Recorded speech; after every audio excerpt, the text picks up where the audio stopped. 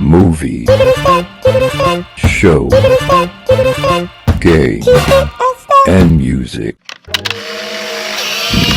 Alright, schemers. What do we have right now? We're gonna do Love Don't Cost a Thing. Now, it's a remake off of the 1987 film Can't Buy Me Love, right? Starring who else but Nick Cannon, right? Nick Cannon and his, at the time, girlfriend, Christina Milian. Now, it's a cute little film. I think most people who watch it, you're gonna find some places to laugh. You're gonna enjoy the film. But the whole time I'm watching, I'm thinking to myself, yo, this motherfucker Alvin is a menace. Popularity didn't turn him into one. He was a fucking menace the whole goddamn time. Yo, come with me. Hold your opinion. Just roll with me on this real quick. This motherfucker was a problem from day one, from the start. So, this motherfucker, Alvin, pool boy as they're calling him around the fucking way, because these motherfuckers so rich and snotty, they don't realize that having a hustle is not something anybody should be ashamed of. I had a hustle back in the fucking day. I used to clean fucking houses and fucking mow yards, and you know what I'm saying? I did what I had to do in order to get that guap, because if you wasn't born with a fucking silver spoon in your mouth, you gotta do what you gotta do. You gotta hustle how you gotta hustle in order to get your bread. Yep. So I'm not knocking him on being a pool boy. However, I do gotta deduct some points, because motherfucker, you were not invited to this goddamn party. Nope. You know you're not part of the crowd. Nope. These are the people who at your school want to fucking fold you. Yep. and are fucking, harassing the shit out of you. Like, these motherfuckers bully you. Yep. They can't stand your motherfucking ass. They call you Aquaman. Like, they clowning you hard. Yep. So why the fuck would you try and force your way into this goddamn party? Clearly these motherfuckers do not want to party with you. You the last motherfucker they trying to see at this goddamn party. And you could have cleaned this goddamn pool any other time. Her mama even tried to stop your ass back before you even stepped your ass into this goddamn pool and was like, yo, you can come back and do it some other time. But you like, nah, on demon time, nah, I'm getting in there. I'm gonna be a part of this party whether they want me here or not. And that's your first, like, what the fuck? That's your first, like, real fuck up in this shit. We not counting fuck ups, but still, my boy, they don't want you here. You shouldn't try and force yourself to be nowhere where you not wanted. Your presence ain't wanted, then fuck them. You shouldn't want to be there. No, but no. He wedges himself on in there and he's like, oh yeah, now, while I'm here, I'm gonna start daydreaming about fucking Paris Morgan, the hottest girl at the goddamn party. But this motherfucker is such a vivid fucking daydreamer that not only does he daydream about the bitch, but he starts acting out what the fuck he's daydreaming. And that's some risky shit. If you know you daydream that wildly, you're probably saying shit in your daydream as well. But I digressed. This motherfucker wildly daydreaming about Paris Morgan in the middle of this goddamn party, and then fucking trying to lock lips with her, falls into the goddamn pool. Fucking ruins the whole goddamn party, draws all the fucking attention to his ass, knowing he ain't even supposed to be there. Like, bro, you on some fucking demon time right here, cause like, you haven't even become popular in this goddamn school, and you already posing a goddamn problem. You do our pool, right? Receipt number 2 on how Alvin was always a menace / fucking tool. So, Paris Morgan gets into a fucking car crash while driving her mom's goddamn car. Now that's on some other shit. You ain't talking about Paris right now. You ain't talking about Paris's fuck-ups. But still, she crashes her mom's goddamn car while talking to, her NBA playing ass goddamn boyfriend who, was fucking denying her in a goddamn interview. So she all distracted. She crashed. It's not even a bad crash. It's just, a little fender bender. But it's enough. It's enough where you're gonna have to pay for some fucking damages, and she ain't got no money to pay for no goddamn damages, cause what? She's a fucking teenage girl. Like, the fuck out of here. Exactly. She ain't on her mama's insurance though, so that's the real fucking problem in the whole mix, is that she's not on her mom's insurance. So Alvin swooped through that bitch, and he's like, oh, well shit, I got money cause I do my hustles. What's his first thought? Hey, maybe I can lend her the money, we'll become friends after that, we can hang out a little bit. No. No, not buy you, just rent you. First thing on this motherfucker's mind is, okay, check this out. I'ma rent you, right? I'ma do all this, and then by doing that, by paying for the shit and helping, put in the work to fix the goddamn car, I'ma rent you, and you make me popular. You know what I'm saying? You tell everybody you my girlfriend, and then now to make me popular. Yeah, you know what I'm saying? And she's like, what the fuck you trying to, what? Like, how was that the first thought that came to your mind, bro? You was clearly on some demon shit. Like, you get money in your pockets and the first thing you think about is buying ditches. You didn't think about buying no clothes, something that would, stand out and say, oh, hey, I'm actually a decent dude, getting a fucking haircut, something that might make you be a little more seen. No, first thing that pops into your mind is, I'ma rent the prettiest bitch at the goddamn school and get her to pretend that she's with me, and that'll get me in. So, after a little bit of time into this whole fucking renting Paris mortgage type shit, it's not really going too well. Ain't nobody still trying to fuck with this dude. They're like, yo, Paris, what the fuck you doing hanging out with this bum ass dude, bruh? So, Paris get the idea that, let me help you upgrade your fucking wardrobe. It's fucking makeover time, like every fucking movie from the 90s to like the early 2000s, low-key budget makeover, and suddenly people are like, oh wow, this person's actually attractive, whatever, I digress. So, all it take is that little low-budget ass goddamn makeover. All of a sudden, this motherfucker rubbing his hands on that fly fucking hand rub shit that dudes for some reason tend to think is like really attractive, whatever. But yeah, so little ass makeover, little bootleg makeover, and suddenly this motherfucker is somebody completely different. He out here showing his ass to his whole goddamn family, pants sagging, talking all this, slick shit, like he think he really that dude right now, and he not that fucking dude. You ain't never been that fucking dude. One little ass makeover, and suddenly you become some bum ass dude who just feels like you can disrespect the fuck out of your mama. You feel like you that guy now. Like, for real, if that's all it took was for you to put on a fucking tracksuit and fucking sag your pants down a little bit past your ass for you to start acting like an ass, you was always a fucking ass, dude. Yep. Like, ain't nothing special to this shit. If that's all it took was for you to twist up your fro into some little fucking wannabe dreads. Emotional damage. And suddenly you a whole different dude. You was already that dude underneath. You were already that disrespectful, tool-ass, bum-ass dude, just nobody paid you any time of day. And now you suddenly got the flash to make people look in your direction so you can be the asshole who you always wanted to be. Yep. This motherfucker was always a bum. Yep. He was always a fucking tool. Yep. Bro, what's that fucking smell? On how this motherfucker was a total Chad and a complete fucking asshole. So, this motherfucker shows up to pick up Paris for their fake ass date, where he done already fucking rented her, and you realize his breath a little hot, you know what I'm saying?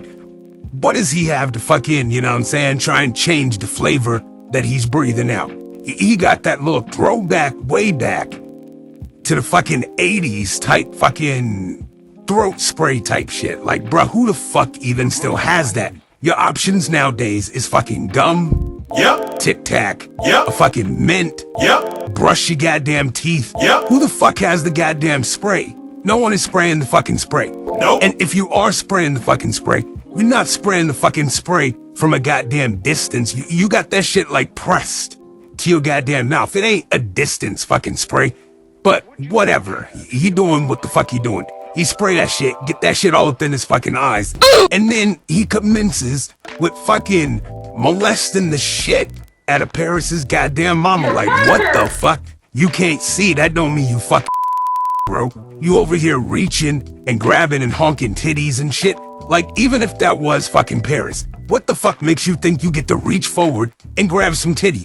You rent in a personality, you not even a personality, you rent in the idea, the mind space in other people's heads that y'all are a couple, but y'all not really a couple. No, you dig what I'm saying? Like, you renting her acting abilities to pretend you are dating. The fuck are you reaching forward for and squeezing titty? And you clearly are peeking through your eyelids anyway, so you can see a little bit. What the fuck made this a good idea? The fact that you did this, I feel like, is from back in your goddamn Aquaman days when you was cleaning fucking pools. You peeped that Paris's mom was a goddamn baddie and you were like, shit, this is my opportunity. You know what I'm saying? Maybe you didn't spray yourself in the fucking face intentionally, but you haunt them titties intentionally. You're a pervert. Like, you realized you had cover due to the fact that you were momentarily blinded and you just reached out and grabbed some goddamn mama titty. The fuck is wrong with you, bruh? Receipt number fucking 5. Before purchasing popularity, this motherfucker Alvin and his goddamn nerd squad, they used to sit back and fucking work on this goddamn car, right? Yep. And the car was like their dream, their vision for themselves. They was gonna roll up in this little hoopty that they done tricked out and made into, you know what I'm saying, like some next level shit. This motherfucker finally realizes that, you know what I'm saying, oh shit, I ain't checked back in with, you know what I'm saying, my old squad in a minute. Nope. But he bossing up on them, right? Because, you know what I'm saying, he popular now. He could have pulled them motherfuckers along with him, but he was like, nah, fuck that noise. Y'all stay where you are, y'all stay the little nerds, and I come through, you know what I'm saying, when I remember. I run shit. So he swooped through. The car is damn near, you know what I'm saying, it's damn near solid. They done tricked out the interior. It's got, you know, little drinks and shit. Like, it's looking plush. This motherfucker come through and he like, oh yeah, the car looks so plush. I'm gonna take y'all with me, right, to the next party. I'm gonna roll through, pick y'all up after I fix the engine, and we gonna go through together. Nope. Cap. This motherfucker take the goddamn car and roll through the goddamn party like, oh yeah, this is my car, this is my whip, you know what I'm saying? Fixed it myself. Nope. That's loyal ass motherfucker. How you gonna steal from them fool like that? ass bitch The fact that made you would steal from them like that says that there's something fucking bad, festering, boiling, rotten in the pit of your goddamn soul, bruh. Because them was your boys from way back. You ain't have to rent shit in order for them to be down with you. And if you can do them like that, your day ones, you been a flawed, fucked up fucking person. Like, bruh, for real. When they was nerds, you used to sit back with them boys and be like, nah, we're missing out. We're settling. They living that good life. And one of them motherfuckers should have clocked your ass and been like, bruh, what the fuck? We are who we are, bro. I'm good with who the fuck I am. Why you stressing it so hard? Who the fuck cares? But nah, you went on through, you fucking hoodwinked your own goddamn boys so you could show up at this party and cap and act like this was your fucking car and you created it. But bet you ain't even really put in the work like that on that goddamn car. You fixed the engine, which really wasn't even completely broke. Next receipt. So this motherfucker, while out here capping and in his own fucking words, renting Paris fucking Morgan, this motherfucker shows up at her house unfucking invited like a motherfucker. Like, he just got it like that, you know what I'm saying? He believe in the fucking hype that's surrounding him, even though he know the fucking hype ain't real. He fucking paid for it, but whatever. So he shows up at the fucking spot and she just chilling, you know what I'm saying? She having a down day, even though she that it girl at the school, the most popular bitch and shit. You know what I'm saying? She be doing, you know, taking some fucking me times and shit, you know what I'm saying? Try and get her mental health, you know what I'm saying, in check. So she in there, she playing the fucking guitar, you know what I'm saying? She got some lyrics she done made up and shit, you know, trying to get her shits together. This motherfucker sit down, he acting like, oh, he care, oh wow, you deep. There's more to you than, you know what I'm saying, what motherfuckers realized. So he reading off her lyrics as she's playing the goddamn guitar, you know what I'm saying? She got this song, Still I Rise, right? He acting like, oh, you know, he really give a fuck, he care.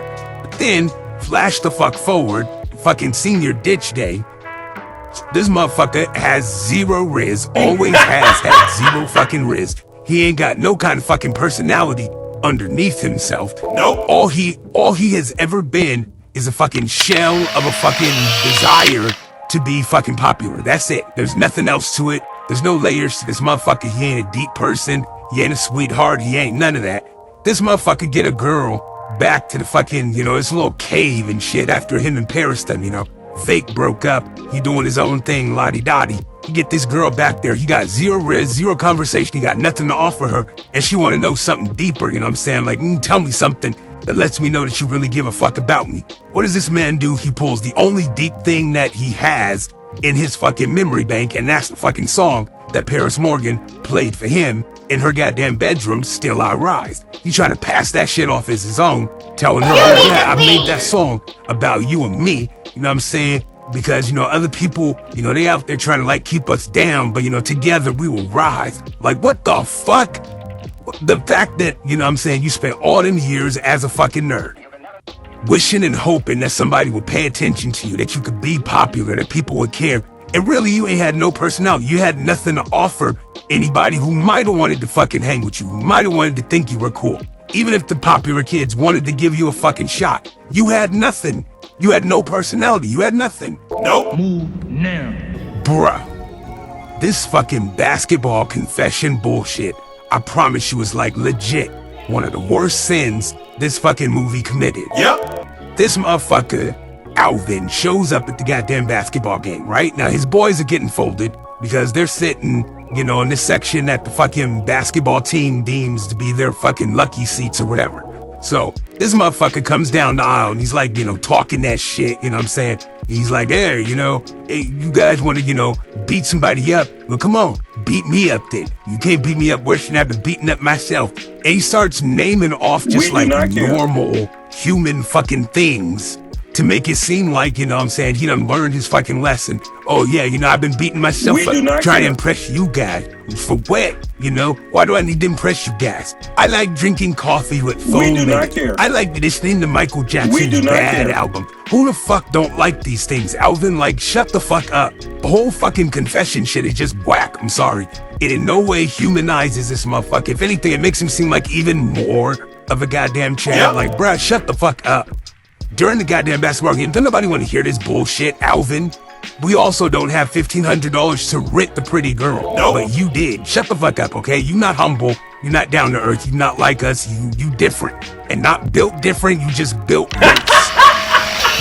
But anywho, so it turns into a fucking scuffle. And this is where the shit gets like ridiculous as fuck. Turns into a little scuffle between him and the fucking main popular dude, right? And Alvin's boy, played by Kenan Thompson, runs in and like catches his arm before he can throw the punch and connect that shit with Alvin before Alvin gets beat down and shit. And that's just the end of it right there.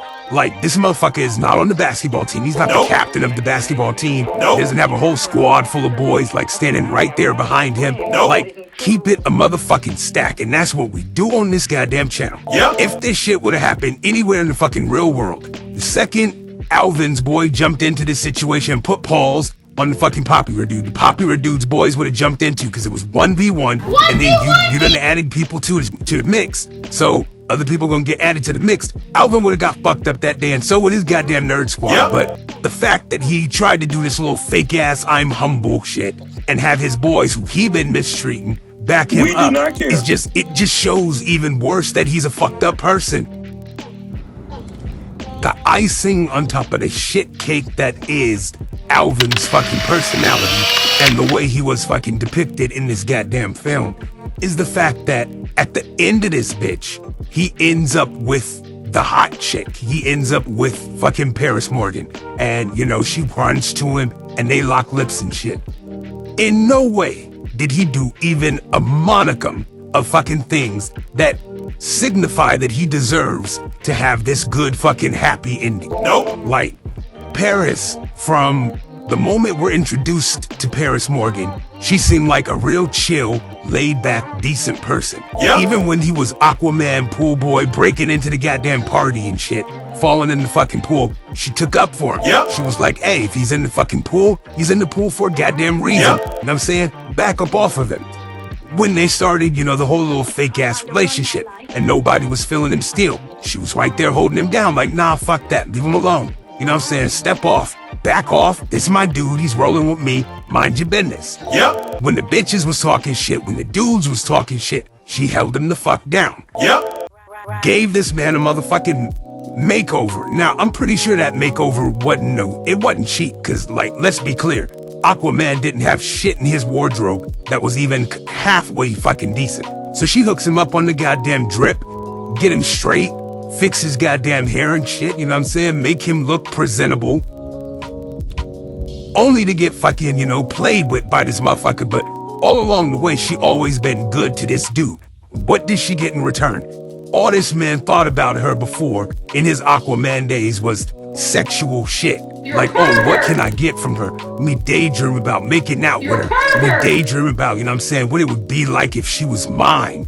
And then, oh, I'm blind. I can't see. Oh, I think that's Paris at the door. Let me reach out and honk some titties. Oh shit, that was her mom. My bad. Like, the whole time he's just been out for what he could get from Paris Morgan. Yep. Paris Morgan been trying to hold him down, but that's all the fuck he was thinking about.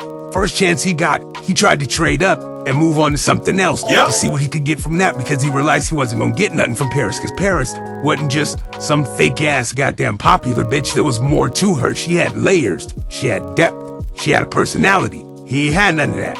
Nope. So, at what point did he earn the right to fucking lock lips with her at the end of this movie and have a quote-unquote happy ending? He didn't. And all the fuck that shit shows is just that, oh, you know what I'm saying? You can go out here and treat bitches any old kind of way, be a total fucking double dick Chad, and bitches will still just flock to you. Like, get the fuck out of here. He ain't earned shit. He ain't deserve to get Paris in the end. Fuck Alvin. Scream, schemes, scream, schemes and scream. If you laugh, go ahead, hit that motherfucking like button. If you disagree, share it with me in the comments section. And if you like what I do, follow me, boo. Alright, I'm out.